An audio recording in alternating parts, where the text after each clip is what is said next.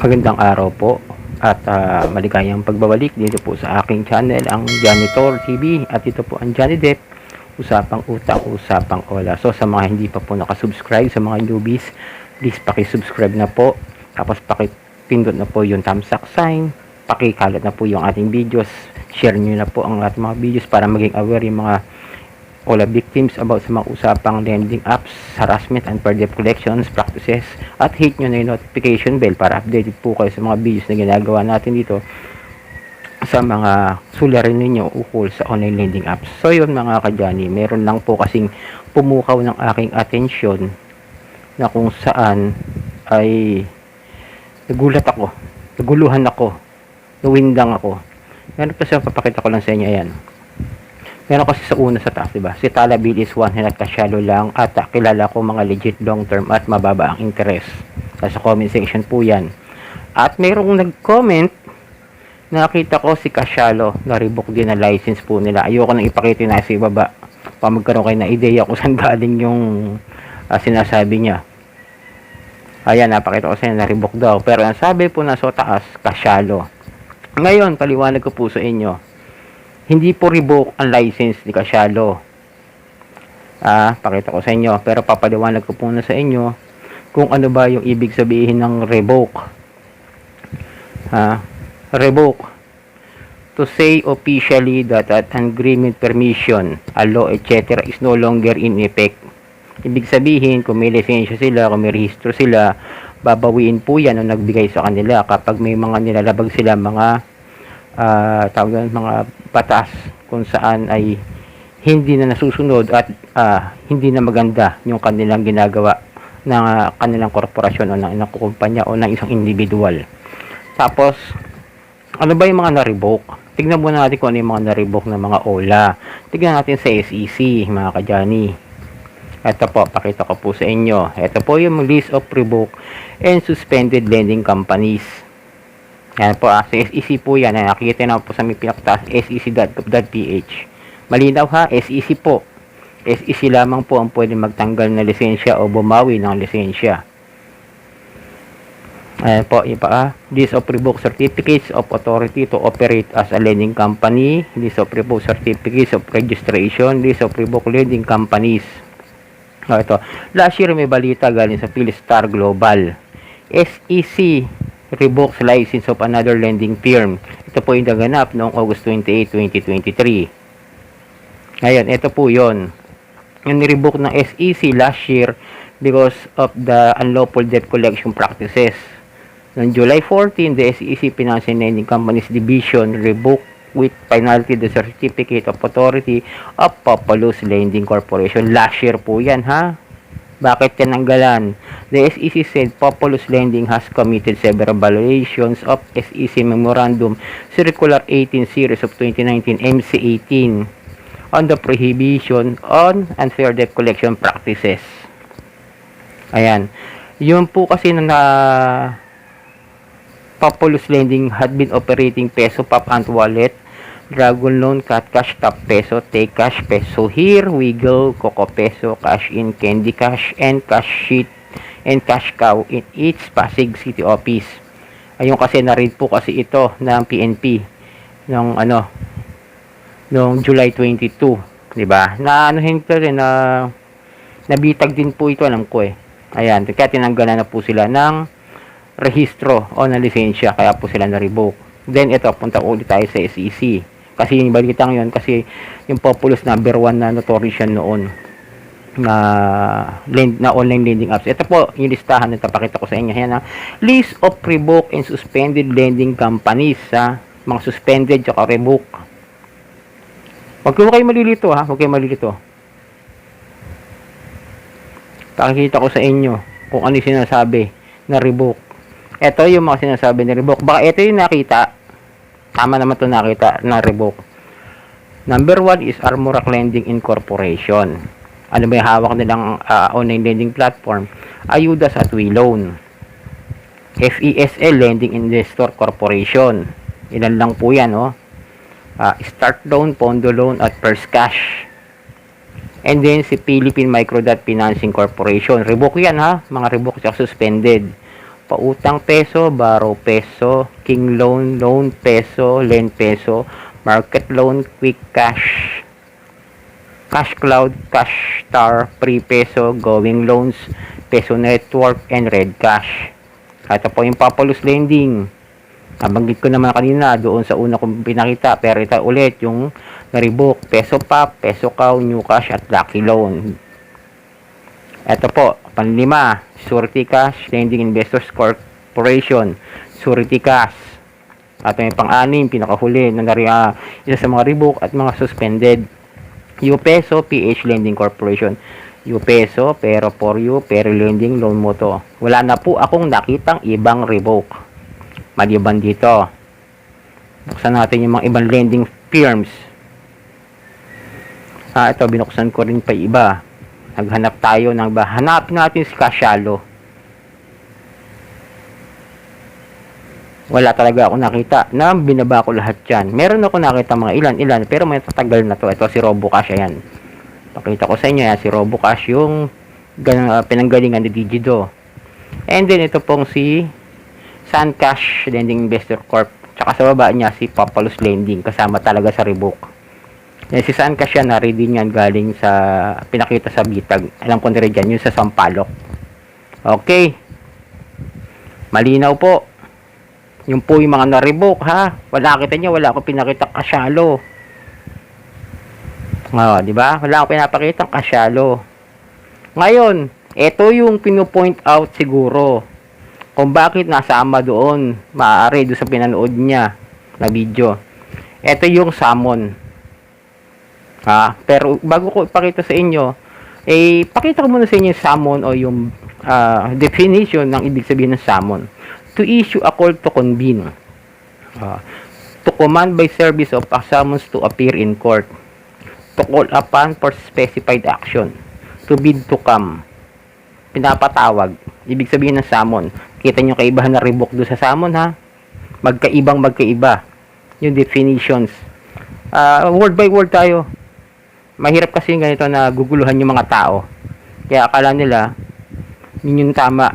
Pero mali po yung info na yon na si Casialo. Hindi po. Wait lang po. So ito po ba yung sinasabi nila nakasama doon sa mga OLA na na-revoke daw? Sabi, ha? Ito yan, pakita ko sa inyo, galing sa Credit Information Corporation. Pero okay lang yan, kahit galing sa CIC yung info. Kasi may source naman na pinanggalingan, yun nga yung NPC or yung National Privacy Commission. Tandaan ninyo, ha? Magkaiba yung SEC o yung Securities and Exchange Commission at yung National Privacy Commission o yung NPC. Mga kadyani, tignan nyo lang yung ahensya, magkaiba na. Magkape sa umaga, mapababa ng dugo, high blood. So yun, NPC summon 67 more online lenders. Ano ibig sabihin ng summons? Ano summon? Pinapatawag, hindi revoke. Ang linaw, ha? The National Privacy Commission today issued summons by publication aimed at 67 unlisted operators of online lending applications who were subject of data privacy complaints, but whose identities and business address elude detection. Kasi nga, lumalabag sila sa data privacy ng mga borrower na kung saan ay yung complaint ay pinibigay dito nga sa National Privacy Commission. In order for summary hearing published in 3 newspapers of general circulation, the NPC is ordering the Board of Directors behind the lending apps to appear before the Commission to attend a summary hearing. Kailangan nilang umattend, kailangan nilang magpaliwanag and present their defense. The order was specifically addressed to operators of the following online apps. Ito na yung sinasabi nyo, no? Ito yan, pakita ko sa inyo kung ano-ano yan. Ako-lako. Wait lang. Okay. Yan, ako-lako. Batis loan. Cash bus. Okay? Cash flyer. Cash loan. Cash moto. Cash to go. Cash worm. Cashapin, Kasyaku. Yun o, Kasyalo, number 11. Diba? Hindi naman Reebok yun eh. Salmon. Alam niyo yung salmon. Pinapatawag yung salmon. Hindi isda, salmon. Yan po. Intindihin po muna nyo maigi. Kung ano man yung mga nababalitaan nyo dyan, baka mamaya misinfo, misleading. Hindi po maganda yan para sa mga wala victims. Nagkakaroon ng misconceptions about sa mga wala Reebok. Mamaya, bigla kayong singilin, sabihin nyo, oy, Reebok kayo ba't kayo naniningil ngayon? Di ba? Hindi naman Reebok yung Kasyalo. Ayan Kasyaso, Cash Money Loan, Cash Shop, Cashwell, Crazy Loan, Credit Peso, Crutch Pill, First Lending, Flash Cash, Hello Papaya, JK Quick Cash Lending, Quago, Lala Peso, Lending Cash, Light Credit, Loan Champ, Loan Moto, Loan Wallet. Ayan pa kasi mabilis cash hindi na ma-revoke yan. Mango Cash, Mango Loan, MC Empire, Mega Loan, MF Cash, Microdot. Ito masasabi ko, maaaring ito yung kasama doon sa Microdot ba to? Parang meron kaso yata ito. Hindi ko sure, papakita ko sa inyo susunod na video kung may kaso to na sinampan ng SEC sa Department of Justice. Kasi parang nabasa ko to.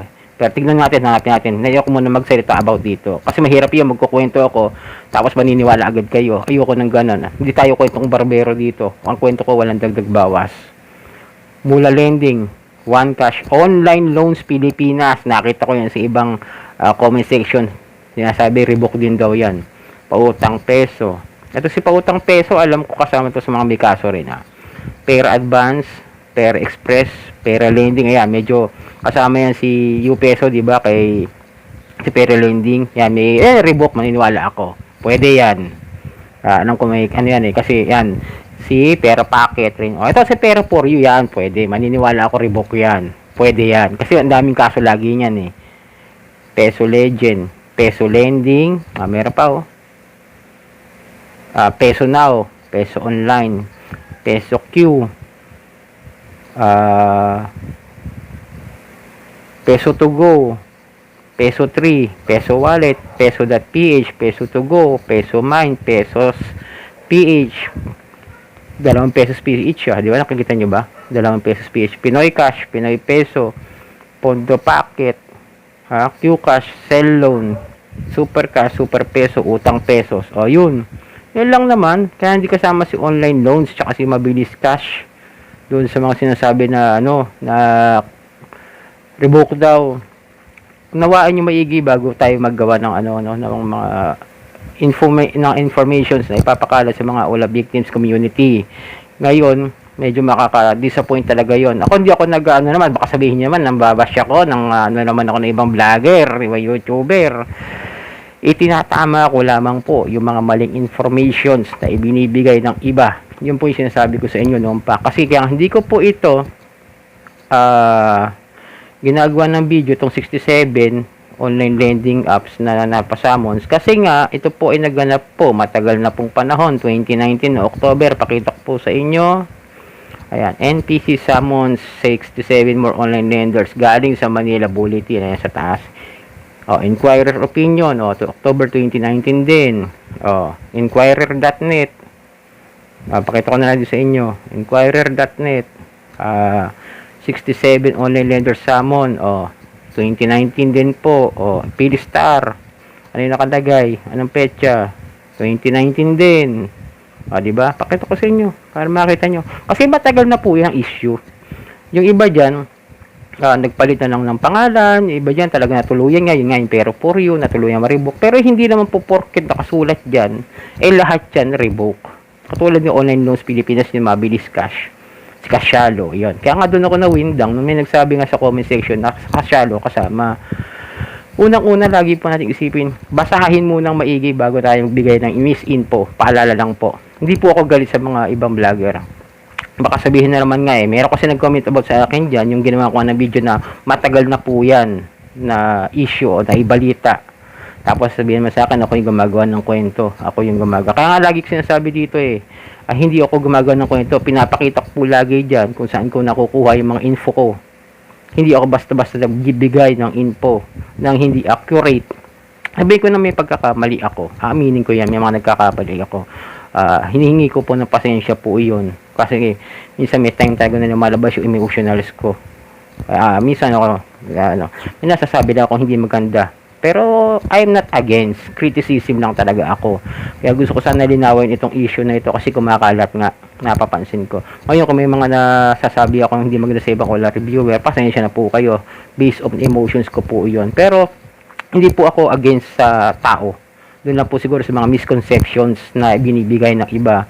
O maaring hindi lang talaga kami nagkakaintindihan. Pero same as they are also all of victims, especially sa mga ibang vlogger dyan na naging victim at naging YouTuber din po. Pero sana naman po, bago po tayo gumawa ng video, is ayusin natin, ibigay muna natin yung definitions o yung tamang info bago tayo gumawa ng video. Magugulat na lang ako, ang daming views niya sigurado nung gumawa ng video na yon. Ayoko na mag-misconception, ayoko magbigay ng pangalan. Pero sana bago tayo gumawa ng ganyan, ayusin muna yung balita. So yun, ito ang new lingkod ka, Johnny ng Janitor TV at ito ang Johnny Depp, usapang utang, usapang wala.